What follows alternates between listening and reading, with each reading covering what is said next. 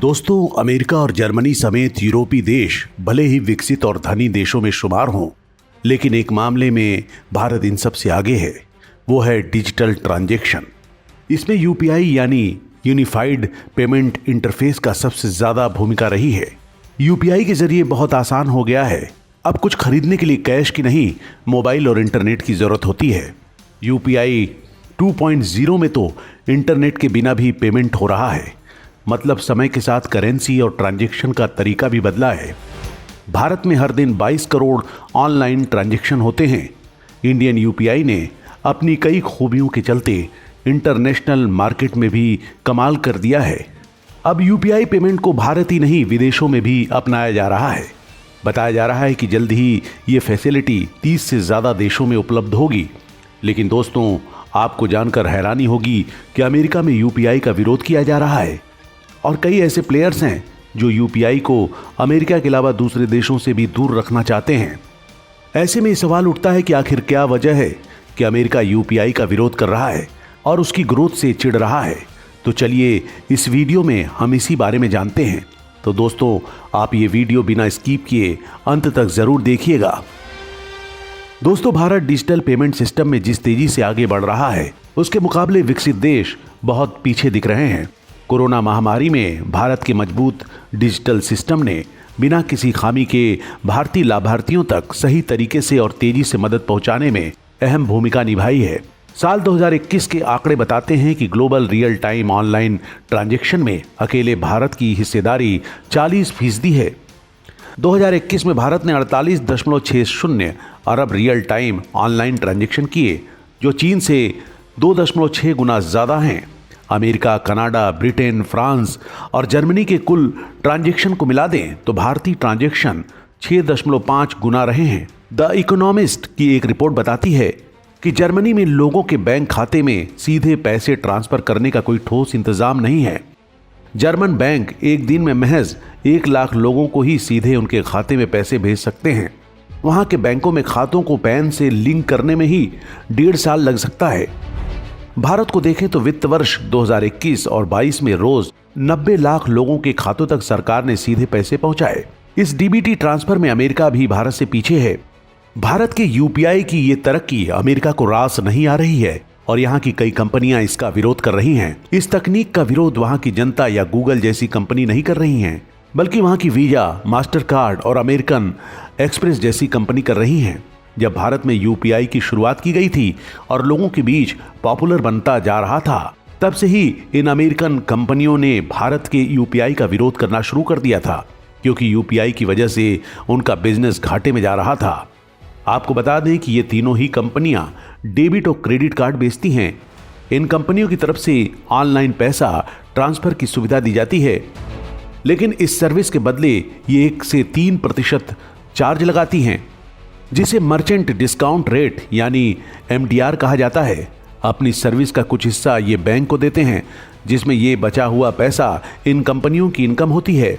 लेकिन दोस्त, भारत के यूपीआई में ऐसा कुछ नहीं है। इसमें पैसों के ट्रांजैक्शन में किसी भी तरह का चार्ज नहीं लगाया जाता है। यानी आप जिसे भी पैसा भेजना चाहते हैं, उसका कोई भी एक्स्ट्रा पैसा आपको नहीं देना होगा। यूपीआई की यही सुविधा उसे पॉपुलर बना रही है। लेकिन यहाँ आपके मन में ये सवाल भी खड़ा हो रहा होगा कि जब पैसा ट्रांजैक्शन का कोई चार्ज नहीं लगता, यानी आप जिसे भी पैसा भेजना चाहते हैं उसका कोई भी एक्स्ट्रा पैसा आपको नहीं देना होगा। यूपीआई की यही सुविधा उसे पॉपुलर बना रही है। लेकिन यहाँ आपके मन में ये सवाल भी खड़ा हो रहा होगा कि जब पैसा ट्रांजैक्शन का कोई चार्ज नहीं लगता तो क्या बैंकों को नुकसान नहीं हो रहा होगा, क्योंकि पहले उन्हें MDR का कुछ हिस्सा तो मिलता ही था और अब वो मिलना बंद हो गया है। तो दोस्तों, बता दें कि बैंकों को हो रहे इस नुकसान को भरने के लिए भारत सरकार ने बैंकों को 1300 करोड़ रुपए दिए हैं, जिससे यूपीआई की सुविधा फ्री मिल सके। यहाँ ये भी सवाल आता है कि इतनी बड़ी रकम देने पर तो भारत सरकार को भी घाटा हुआ होगा, उस पर एक्स्ट्रा प्रेशर डाला होगा। लेकिन दोस्तों, ऐसा नहीं है। दरअसल नोटों के छापने और उनकी अकाउंटिंग में 2.3 लाख करोड़ खर्च किए जाते हैं। लेकिन जब से यूपीआई आया है, तब से ही बैंक नोटों की जरूरत कम हो गई है। अब लोग ऑनलाइन ट्रांजैक्शन पर ज्यादा भरोसा करते हैं। इससे उनका पैसा सुरक्षित भी रहता है और साथ ही नोटों को लेकर जन्मी कई समस्याओं से भी छुटकारा मिल जाता है। यही वजह है कि भारत के साथ साथ कई देशों में यूपीआई की सुविधा दूसरे देशों को भी मिलने वाली है और वो इसे अपना भी रहे हैं। लेकिन अमेरिका ऐसा देश है जहां इसका विरोध किया जा रहा है। दोस्तों, अमेरिका आज दुनिया की सबसे बड़ी अर्थव्यवस्था है।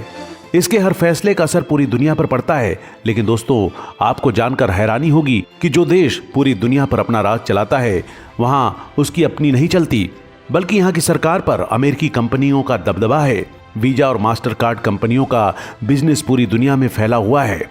शुरुआत में जब ये कंपनियां आई थीं तो इनके सामने कोई दूसरी कंपनी नहीं थी, लेकिन जब से मार्केट में यूपीआई आया इन कंपनियों की नींद खराब हो गई है। अमेरिका में कंपनियों के कार्ड की सर्विस में आप किसी भी पेमेंट का ट्रांसफर कार्ड मशीन से ही कर सकते हैं। इसके अलावा कार्ड से पेमेंट किसी रजिस्टर्ड दुकान को ही किया जा सकता है, लेकिन यूपीआई में ऐसा नहीं है। इसमें आप सब्जी से लेकर टॉफी तक ले सकते हैं, वो भी बिना किसी रजिस्ट्रेशन कंपनी के। यही वजह है कि उन्हें यूपीआई रास नहीं आ रहा है। यूपीआई के आने से पहले अमेरिका में भी यूपीआई की तर्ज पर यूएस में फेडनाउ नाम का एक आरटीजीएस प्लेटफॉर्म बनाने का सुझाव भी दिया था, जिसे यूपीआई जैसा बताया जाता है। लेकिन दोस्तों, ऐसा नहीं है। फेडनाउ को यूज करने के लिए आपको बैंक की साइट पर जाकर लॉगिन करना होगा। यहाँ पर जिस व्यक्ति को पैसे ट्रांसफर किए जा रहे हैं उसकी डिटेल भरी जाती है, जिसके बाद ट्रांसफर किया जाता है। वहीं जेल की बात तो इसकी सबसे बड़ी दिक्कत है कि इसमें आप चुनिंदा दुकानदारों को ही पेमेंट कर सकते हैं। इतना ही नहीं, यूपीआई की तरह फ्री सर्विस भी नहीं देते हैं। ऐसे में उन्हें यूपीआई की तरह कहना गलत होगा। इसके साथ ही यूपीआई का फायदा ये भी है कि आपको पेटीएम, गूगल पे, फोन पे एक पेमेंट प्लेटफॉर्म की तरह उपलब्ध होते हैं। वहीं अमेरिकन ऐप में ऐसा नहीं है। यूपीआई के कारण छोटे बैंक सब बराबर हो गए थे। यूपीआई के कारण छोटे बड़े बैंक सब बराबर हो गए थे। अब कस्टमर को यह डर खत्म हो गया है कि उनका खाता छोटे या कम पॉपुलर बैंक में है तो उसके साइट स्लो या हैंग हो जाएगी, या फिर किसी बैंक की किसी सर्विस में कमी हो जाएगी। दोस्तों, भारत के सभी बैंकों में ज्यादातर सामान की रूल्स है, लेकिन अमेरिका में ऐसा नहीं है। यहाँ के सिटी बैंक और बैंक ऑफ अमेरिका पूरे बैंकिंग सेक्टर पर अपना हुक्म चलाता है। ऐसे में यूपीआई अगर अमेरिका में चला जाता है तो उनकी मनमानी खत्म हो जाएगी। यही कारण है कि वो नहीं चाहते कि यूपीआई यहाँ अपने कदम भी बढ़ाए। इसके साथ ही यूपीआई का विरोध एक कारण स्पीड नेटवर्क भी है, जिसके जरिए इंटरनेशनल व्यापार किया जाता है। इसमें सारी ट्रांजैक्शन अमेरिका से होकर गुजरती है, जिसके कारण अमेरिका का इस पर पूरा कंट्रोल रहता है।